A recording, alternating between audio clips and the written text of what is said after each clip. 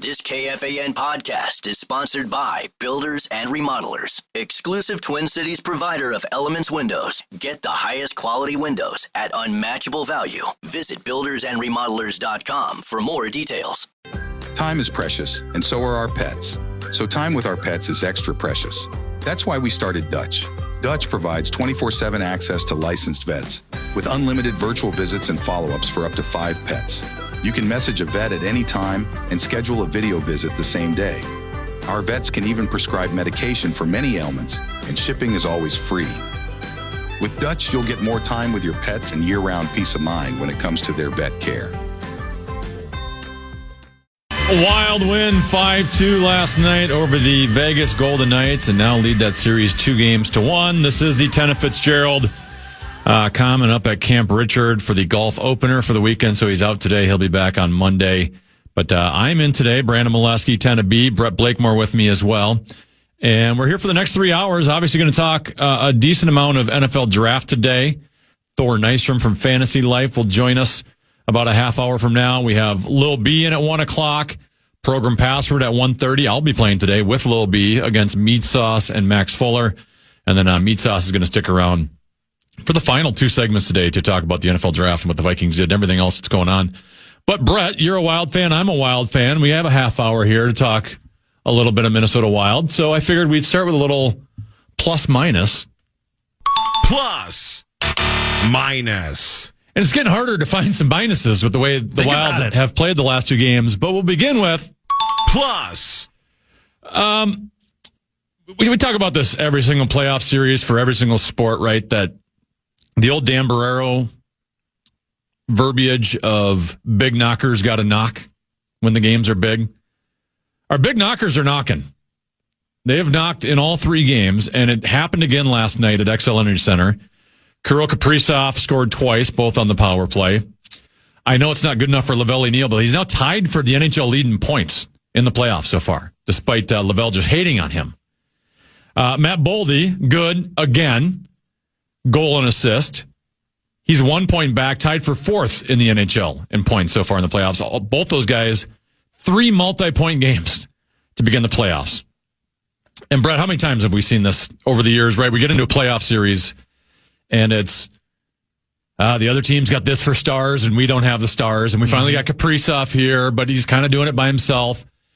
We now have a second star with Kirill. And let's begin with Kirill, because obviously we all know about the injury stuff that happened. He missed a good chunk of the season.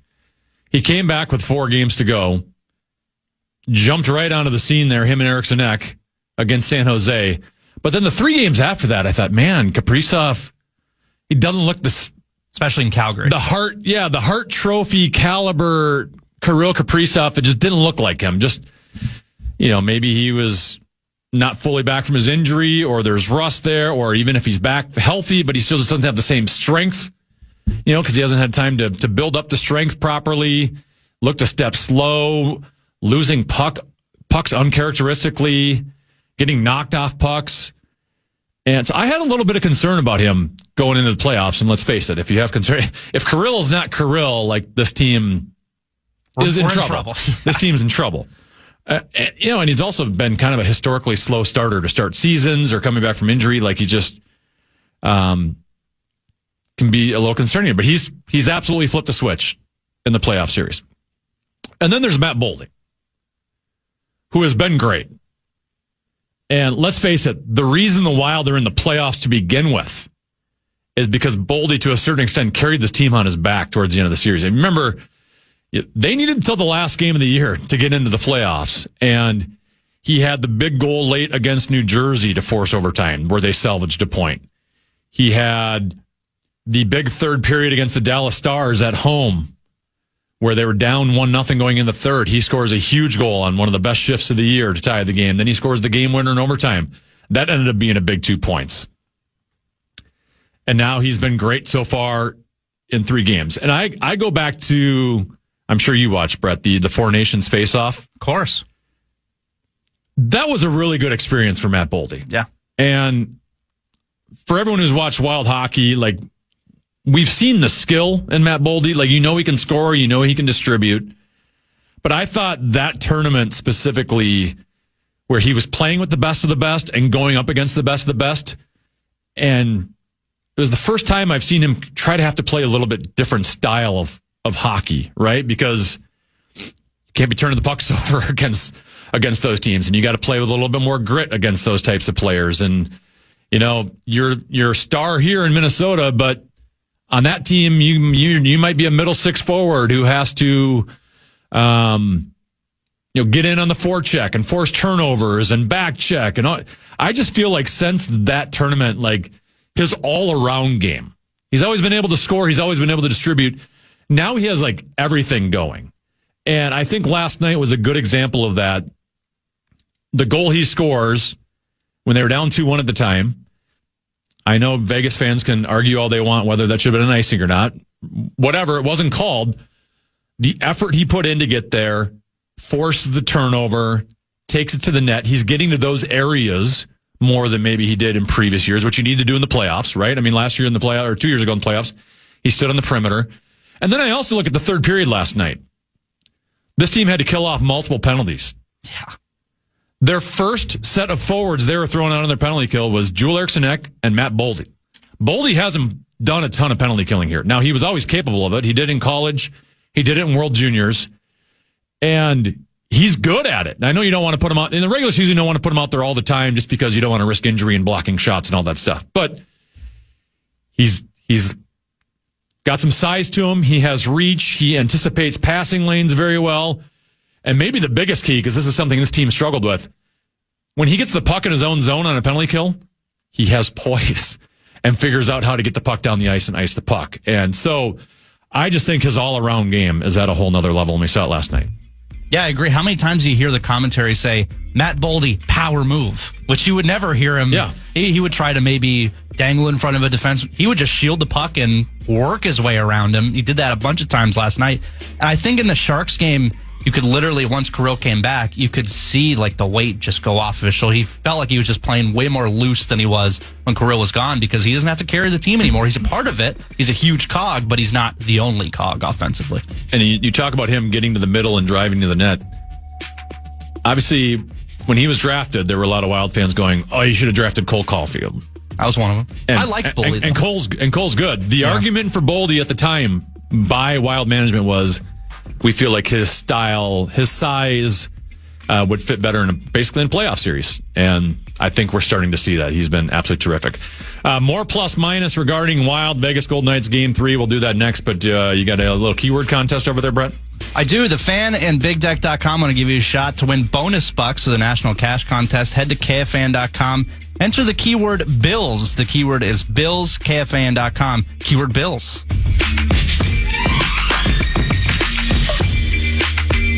Time is precious, and so are our pets. So time with our pets is extra precious. That's why we started Dutch. Dutch provides 24/7 access to licensed vets with unlimited virtual visits and follow-ups for up to 5 pets. You can message a vet at any time and schedule a video visit the same day. Our vets can even prescribe medication for many ailments, and shipping is always free. With Dutch, you'll get more time with your pets and year-round peace of mind when it comes to their vet care.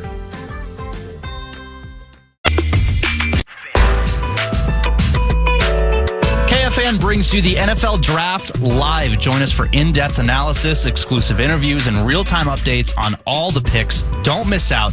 NFL Draft coverage on KFAN is brought to you by Heating and Cooling 2. Go to heatcool2.com to book your service today. Heatcool2.com. He's Brett Blakemore. I am Brandon Molesky in for the Common Man today. Let's get back to Plus minus. talking about last night's Wild win over the Vegas Golden Knights at XL Energy Center. And let's go back to another Plus. Let's talk about the penalty kill, Brett. I know it's not as sexy as the power play, but the PK has been a huge disappointment for this team going back 2 years ago to that playoff series against the Dallas Stars. And it was great last night, especially in the third period when they started getting some of those penalties. They stopped all 4 Vegas power plays. And sometimes I think it's hard to credit or discredit coaching in hockey. It's hard to figure, right? It's hard to read where there is good coaching and where there is bad coaching. I will say, I think last night was a clear example of tweaks that were made by the coaching staff to that penalty kill. And we haven't gotten a chance to see it until game 3, because in game 1, the first power play for Vegas lasted 4 seconds. They scored on a face-off when Freddie Gaudreau was interfered with. So we really didn't get to see the PK structure there. And then technically, the Vegas's empty net goal was a power play goal, but that's a whole nother, that's like, pulled goalie. It's not really a PK situation, right? Even that late regular season game where Jack Eichel had a hat trick, one of those was 5 seconds off a power play too. Yeah. It's a defensive zone lost, and yeah. So, and then game 2, the Wild didn't have a penalty. So we really haven't seen how the Wild's PK structure is going to go up against Vegas. And I thought last night it was evident the Wild have done their homework on Vegas's power play. Because one, they struggled mightily on their zone entries.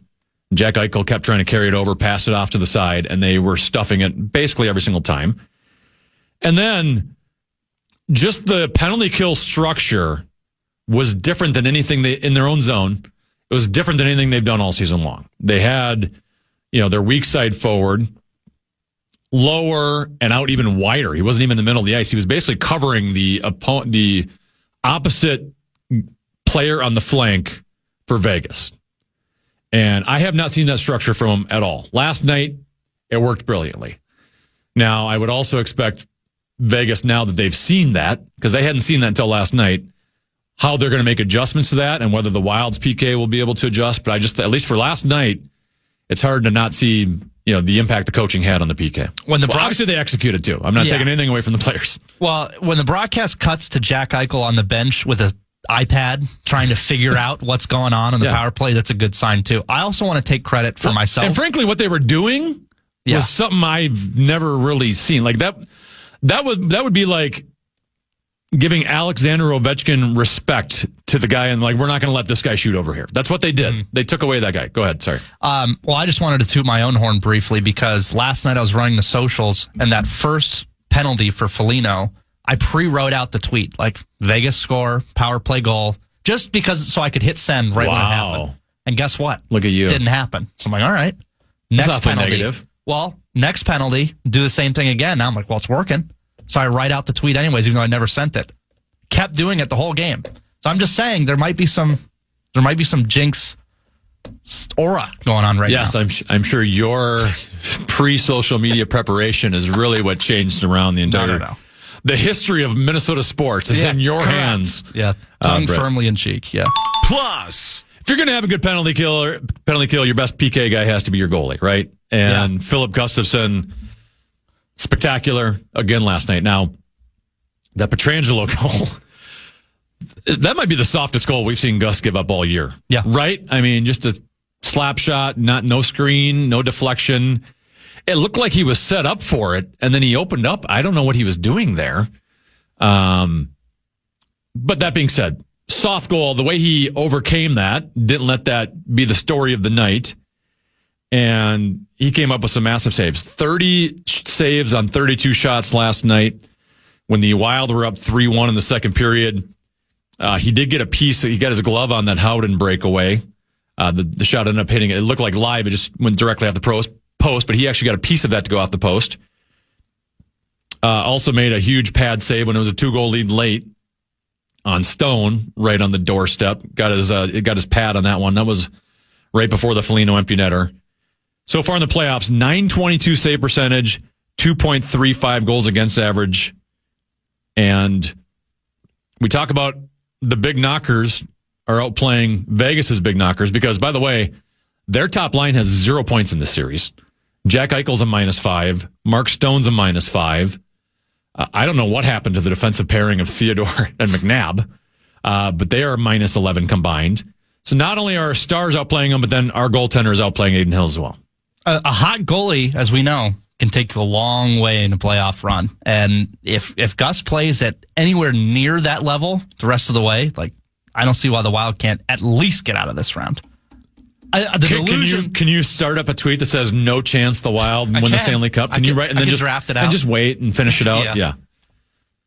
Our last one. Plus. Minus. Oh, wow. I've never had both a plus and a minus on the same thing. And I'm about to make some people mad. Okay.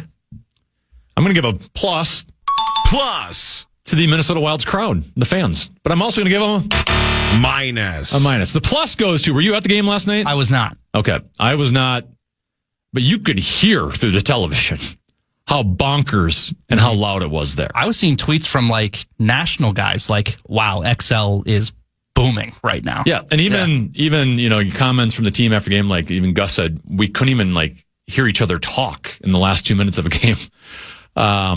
Which could be good or bad. It's good that the other team can't talk either, but you like to communicate a little bit. But that being said, like the energy of the crowd, and I think the team had something to do with that, right? You get off to a 3-0 start in the first period. That helps. You give us something to cheer about. A crowd. So crowd, absolutely electric. Definitely deserves a plus. But there's some of them out there, and you know who you are. Minus. I think I know where you're going. I hate bringing this back up because then it just, people sit there and whine at me on text and email and complain and get upset about it. Zeev Buium's on a power play last night. I know where you're going. Yes. And the crowd is yelling for him to shoot. They're not doing it for anybody else, but we got to help this little 19-year-old kid out there. He's out there. He's such a young kid. We got to help him out because we know what we're talking about. Do you think it's that? Can I play devil's advocate for a little bit? Do you think it's that, or they just want to see the history of they want to be there to see his first goal? No. So I'm not defending it. They've yelled shoot before, and it's always been when they're frustrated with the power play. Yeah. And here's what I'll say. Because they weren't doing it to anyone else last night. No. They're doing it to It was Zeev just a Zeev specifically. because he's the 19-year-old kid, and he had a moment in game one where he should have shot, and he didn't. Right? Wow, there's that. Yeah. I get Zeev Buium is not like a perfect player, and he's a human being, and they can make mistakes. But he was a Hobie Baker finalist this year. He is a 2-time gold medal winner for the World Juniors team. He captained the team. He was the best player on the team. He set up the game-winning goal. The kid knows how to play hockey. He doesn't need help from some person sitting up in section 212 who's 200 feet away on what to do. Do you think when Zeev gets the puck at the top of the point, do you think he thought to himself, I didn't even know I had the opportunity to shoot here, but then the fans yelled it, and that came to my mind. He knows he can shoot. He knows he can pass. He's a young player trying to process the speed of the game. He'll figure it out. You're not helping. When you yell shoot, you're not helping at all. Tell me what you're accomplishing. What are you accomplishing? I'm with you. Right? Are you helping? Yeah. Are they helping? Well, you They're can't not. see the shooting lanes from where you're you can't. yelling shoot. You have a different perspective than he does. Now, that doesn't mean there might be a time where he should have shot and he didn't. He'll make that mistake. They all do. He's a rookie. You don't need to help him. You don't need to do a little pat on the head. Hey, buddy, we're going to help you through this, and we're going to tell you when to shoot. You're just yelling shoot nonstop because he's a young kid who missed an opportunity. He'll figure it out. Let him think for the game. And if he makes a mistake, it's okay. Let him learn from it. Don't force him how to play. Let him use his instincts. Don't try to force your instincts, which probably aren't as correct as his, on him. Don't yell shoot at players. Well, we'll move on from the Minnesota Wild. We're going to talk NFL draft with Thor Nystrom from Fantasy Football Weekly and Fantasy Life. He is next right here on The Fan. Time is precious, and so are our pets. So time with our pets is extra precious. That's why we started Dutch. Dutch provides 24/7 access to licensed vets with unlimited virtual visits and follow-ups for up to 5 pets. You can message a vet at any time and schedule a video visit the same day. Our vets can even prescribe medication for many ailments, and shipping is always free. With Dutch, you'll get more time with your pets and year-round peace of mind when it comes to their vet care.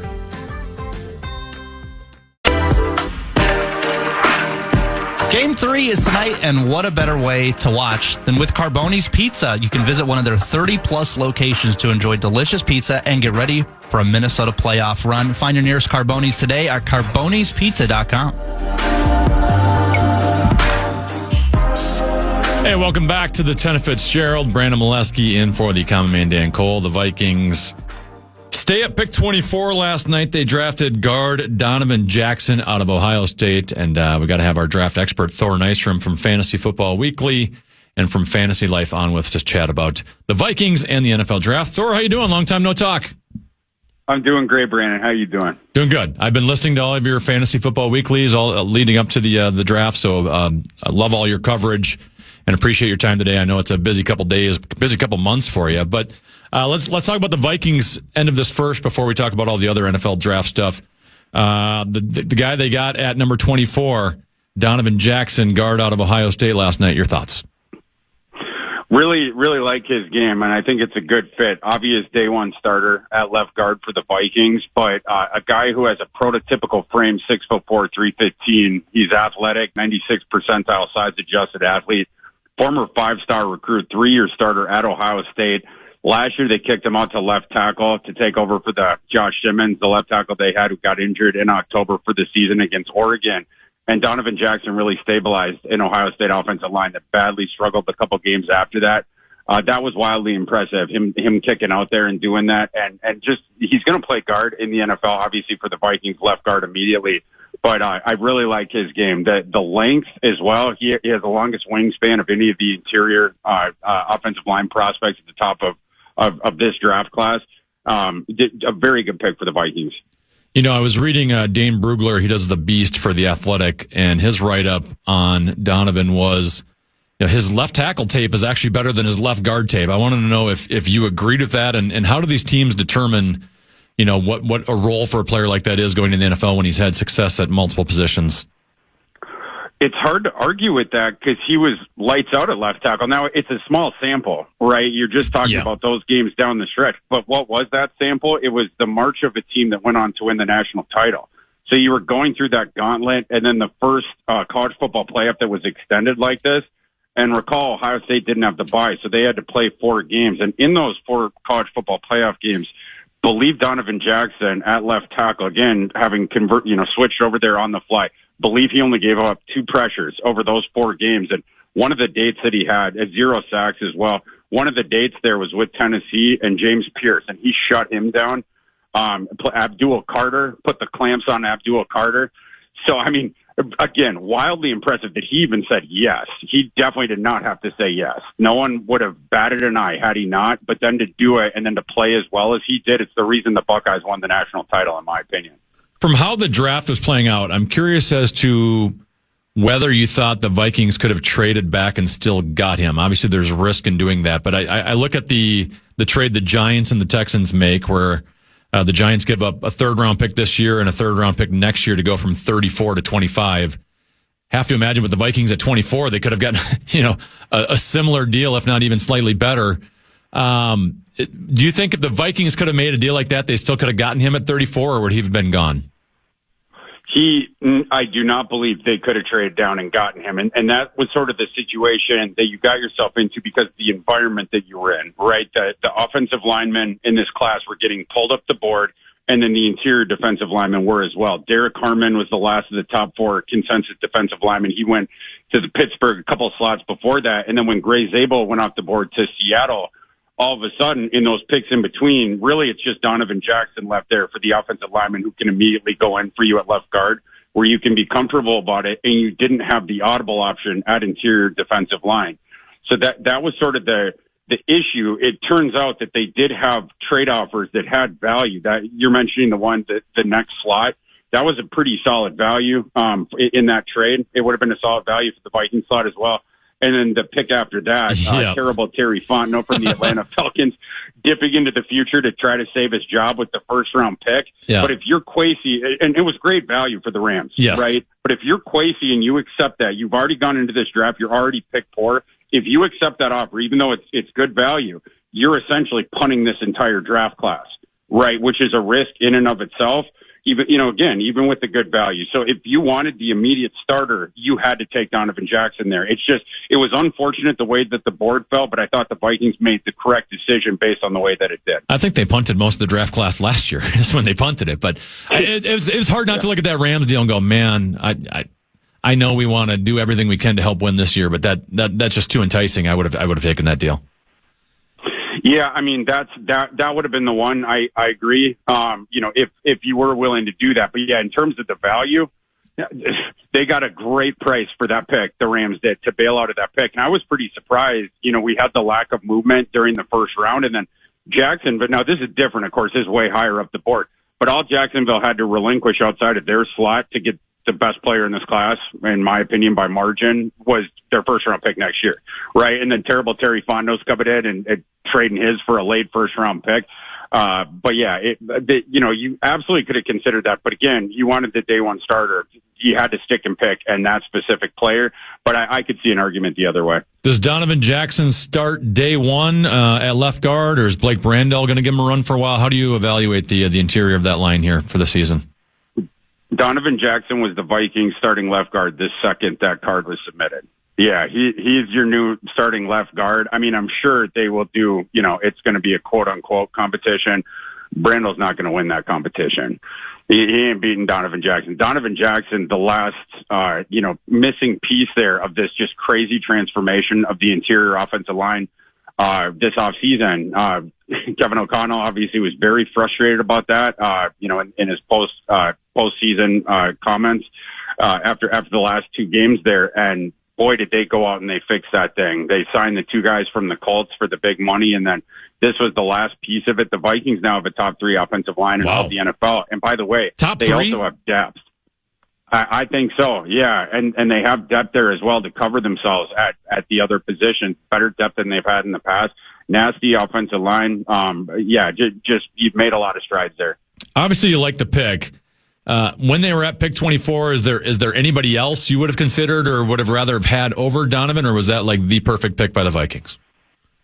The other one that I would have considered in the moment is Malachi Starks, because I think he's a really good fit, and he would have played a lot of snaps as a rookie and obviously been a big part of that defense going forward. We assume Harrison Smith is probably one more year.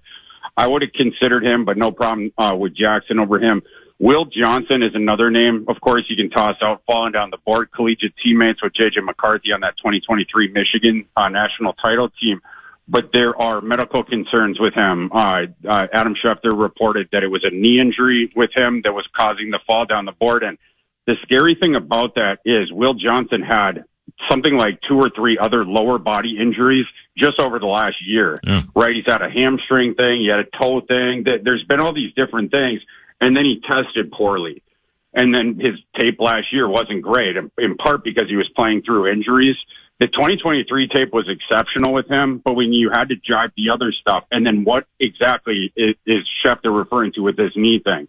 Because that thing sort of cropped out of nowhere where that he's reporting that it's problematic. So that's something to monitor here. If he keeps falling down the board, the teams are not comfortable with that knee. It's the only explanation for why he's still here, but because I don't have more information on that, only the team doctors do. They were in there for the medical, the NFL Combine rechecks with that.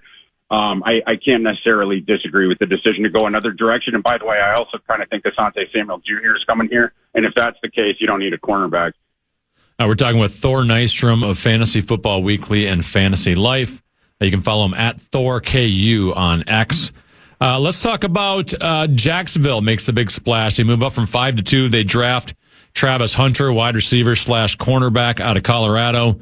What are your thoughts on, one, the trade value, whether it was worth that much for Jacksonville to move up, and how do you evaluate Travis Hunter as a professional player, given he's got a little Shohei Ohtani to him? Yeah. Travis Hunter is going to be amazing at the next level, and he is going to play both ways, and he's going to have a huge impact both ways. It's a different kind of a prospect than we've seen recently. It is a true unicorn, and the thing that stunned me there was that the Browns would move out of that slot. This draft class, it was so unpredictable because you had the less elite prospects, both the quarterbacks that, potential day one starters at that position, and then the elite non-quarterbacks, Hunter, Carter, maybe Genti you would have put on that list. And the Browns were in the perfect position to take the best player in this class and an extremely unique football player in Travis Hunter. And it was a guy who fit their needs perfectly because they needed a boundary cornerback and they needed a wide receiver. Jacksonville did too, and they seized the moment with that trade up. In the trade charts, I was reading something where they said the extra equity in the overage that Jacksonville paid to move up there it was worth the equivalent of a 8th overall pick in the draft. I'm still okay with that. You are getting 2 premier starters in one player with Travis Hunter. It just is what it is. And it's a guy who all of his value comes on passing downs, and those are the juice value downs in the NFL. So I absolutely think that justifies the cost. No one would have batted an eye if it was a quarterback. And Travis Hunter is the only prospect you can point back to last decade where you can start trying to compare his value qualitatively to a starting quarterback because you're getting the 2 elite starters at positions that are also very valuable in the NFL. Let's talk about Travis's teammate at Colorado, quarterback Shedeur Sanders, ended up not getting drafted last night in the first round. Why do you think he slipped, and who do you think drafts him, and where does he go?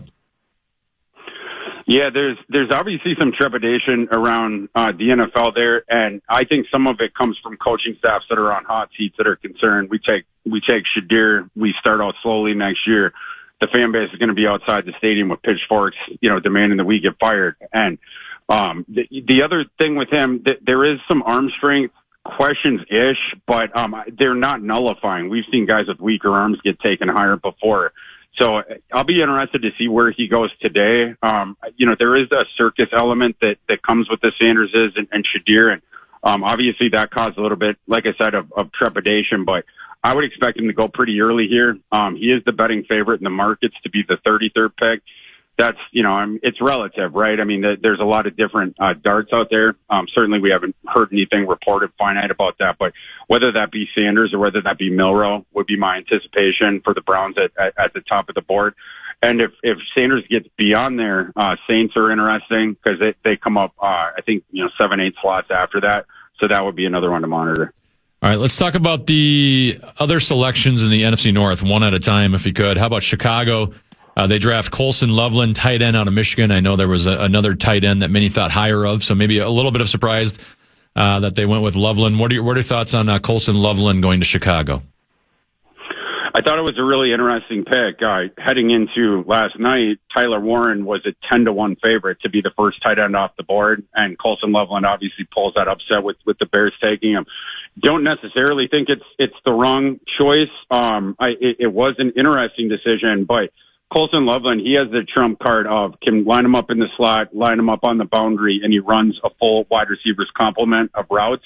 And he can win at the third level of the field as well. And he creates his separation percentile, PFF, the last 2 years was like 97th percentile. So he's a killer in the intermediate sector as well. And then the catch radius is so big, he doesn't drop anything. So as a receiving weapon in a 12 personnel offense, it makes a lot of sense. And it appears that that's where the Bears are moving this thing. Cole Kmet will be the other guy out there. They obviously lost one of their starting wide receivers this offseason. It appears that Colson Loveland is going to be their answer to plug that thing. So interesting. The one thing I'll add on this, Brandon, I talked to one of Colson Loveland's collegiate coaches in the past week, and he that conversation really opened my eyes because that guy told me Colson Loveland's the best player I ever coached. Wow. And when you think back on all the players that Michigan had in the national title team of 2023, that was like, whoa, that's where I started reading. Better than your guy, JJ? Well, that's what I was about to say. I was about to say, hey, let's back off a little bit. So you don't need to get that aggressive. But the coaches, teammates love Colson Loveland. And last year, Colson Loveland, he wasn't able to show his best stuff. He was banged up. And you go from J.J. McCarthy, one of the best quarterbacks in the FBS, to they had objectively some of the worst quarterback play in the FBS last year. Michigan did with Davis Warren and Alex Orji. But Colson Loveland, he's set up now for success there in Chicago. By the way, the other tight end taken, Tyler Warren, who went 14 to Indianapolis. And like his highlight packages, he's doing everything. He's not just a tight end, but he's like quarterback in the Wildcat and like playing like a halfback. And he almost looks like Taysom Hill 2.0. Is that something that will translate when he gets to the NFL? Will they keep him like gadgety like that, or will he just play tight end straight up? Yeah, you're definitely going to use some of that utility with him, and you're going to get creative. You're going to move him around. You're going to do the Wildcat quarterback stuff with him, which he's so good at, grinding out the yards, short yardage, and then at the goal line. I think you're going to keep seeing that because he's so good at it. And there's teeth with him as a Wildcat quarterback, the thing you're alluding to, because Tyler Warren actually went to college, signed with Penn State as an enormous dual threat left-handed quarterback. They've seen him throw on campus. They're like, all right, kid. And they see his frame. They're like, all right, we're going to move you to tight end now. But that sort of explains the late breakout for Tyler Warren in conjunction with the offensive system being kind of vanilla prior to last season when they got Andy Kotelnicki from Kansas, very gifted play caller, and he knew how to use Tyler Warren. And that's where you got to see all that cool stuff, the manufactured touches. And you're talking about his running style. He wears 44 because Tyler Warren grew up idolizing John Riggins, and that's exactly how he runs. It's a guy who's really going to help Anthony Richardson's development because you shuttle the ball to Tyler Warren within 6 yards of the line of scrimmage, and he's breaking tackles and giving you a yak from there. So he's going to help the efficiency of a quarterback who badly struggles with efficiency. All right, let's go back to the NFC North teams. The Green Bay Packers select wide receiver Matthew Golden out of Texas. I'm a big dynasty fantasy football fan, so I'm studying up on a lot of these skill position players ahead of time. It seems like Golden's a little bit polarizing within the fantasy community on what he projects to be at the NFL level. What did you think of that selection? I thought it was fine in the slot that they took on I had Golden 24 on my board. The thing that I was scratching my head about is Green Bay every year, they bypass, in these awesome wide receiver classes every year, they will bypass the first round receiver to take the infrastructure positions. And then this year, when the infrastructure positions were some of the better ones that we had in the class overall, and then the receiver class, arguably the worst, this is the year that you grabbed the wide receiver. Especially I thought that they would probably go edge when they were on the board because there was guys there that justified the slot. So that was my only confusion is why this year do you go with that? Again, in one of the worst receiving classes that we've had in years. I'm not going to say it's because they were hosting the draft that they wanted to go at the sexier position, but it was a little bit eyebrow raising. How about the Detroit Lions? They select Tyleik Williams, defensive tackle at Ohio State. Your thoughts? The most singular, confusing pick of the first round. Wow. That one was a stunner. I'm still trying to wrap my head around it. The Lions had an enormous need on the edge where Aiden Hutchinson's coming off the injury. You're currently counting on Marcus Davenport, who gets injured, getting off the bus, to be the other starting projected edge there. So you have this enormous need, and then edge rushers that certainly justified the slot they were in got there. There's edge rushers remaining on the board heading into tonight that everyone had in their first round mocks, right? Ezraku, Green being two of them. And instead of taking one of those guys who would have started for you immediately and justified the slot, you pull up an interior defensive lineman that, some people had him ranked as a middle second rounder. Some had him, higher in the second, and some others had him late in the second. That's where he was on my board. But either way, I didn't understand why for a position of tertiary need, you would have ranked that as like the fourth or the fifth Lions need. Why was that the position that you pulled up when your position of biggest need? There was players that justified it there. It felt like another one at the Lions where it's like, we don't care what everyone else thinks, and this is our guy, and we believe in him, and we sat across from him at in Indianapolis, and we trusted what he was. Whatever. They deviate from the herd, more than almost any organization within the draft process, and they have been right a whole lot. Obviously, you give Brad Holmes some of the contextual benefit of the doubt. That being said, that was an extremely confusing decision, and he's going to have to be right again. The Vikings only have 3 more picks as of right now. Obviously, that can change, but they have that compensatory 3rd-round pick. They have a 5th-round pick and a 6th-round pick. In that range of players, that late 3rd, 5th, and 6th, is there anyone on your mind where you go, hey, I'd like the Vikings to draft this player? For me, interior defensive line would lead the dance there at 397 if you're able to get it done. We'll see who ends up getting down there because those interior defensive linemen have been getting yanked up the board, right? Just like the offensive linemen, we talked about that environment that led to the Donovan Jackson decision. Is it going to be picked clean by 397? That's the thing to monitor there. The name I've tossed out that I would like there is C.J. West from Indiana because he's such a good run defender, but you certainly will have options. There's mix and match guys. You want the bigger guy that over the center. Deion Walker would be an option. Jamari Caldwell would be an option. You have some options for that. Ty Robinson from Nebraska, very active, was a multi-year starter there, very experienced, good athletic profile. He just has short arms. So you're going to have options there. That'd probably be the first one that I'd be monitoring. And then into day 3, if you can get a backup, if you can get a safety that you like his projectable stuff, I think that could be an option there. Running back, I would like to get the RB3 guy. And because this is the awesome running back class, it's so deep. So if you can use a pick on that, that would be great. Backup tight end. I think that they're going to take a tight end. I'm not necessarily saying it's going to be 397, but I believe that the Vikings have telegraphed they will select a tight end. So watch out for that. Those positions for sure. Wide receiver, I think, is in play as well. And another position that no one's tossing out that I think is more in play probably than people think is you only have 2 quarterbacks on the depth chart right now. I could see the day 3 flyer. I think the Vikings might be more comfortable with Brett Rippon as the QB2 than people realize. And if that was the case, you'd be looking potentially for a QB3 there, a developmental guy. So that's an option as well. Thanks, Thor. Appreciate your time as always. We'll talk to you soon. Appreciate it, Brandon. All right, Thor Nystrom of Fantasy Football Weekly. You can listen to that podcast on the iHeartRadio app, and he's also on Fantasy Life. Appreciate his draft analysis as always. We move on. 1 o'clock hour on Fridays. Lil B, the smoke show from Glencoe, joins me next. Time is precious, and so are our pets. So time with our pets is extra precious. That's why we started Dutch. Dutch provides 24/7 access to licensed vets with unlimited virtual visits and follow-ups for up to 5 pets. You can message a vet at any time and schedule a video visit the same day. Our vets can even prescribe medication for many ailments, and shipping is always free. With Dutch, you'll get more time with your pets and year-round peace of mind when it comes to their vet care.